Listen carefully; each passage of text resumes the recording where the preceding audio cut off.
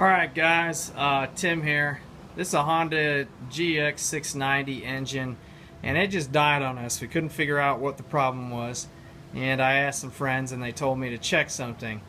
Now here's the first thing you check is when you turn the key you should hear a little click.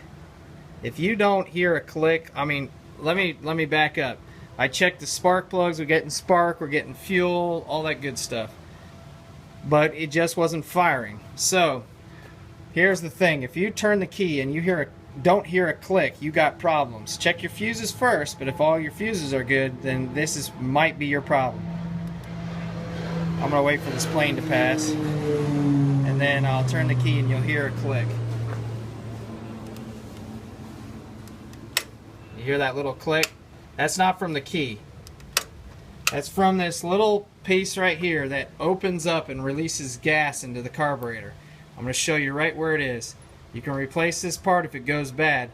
I replaced it and instantly the rig fired up.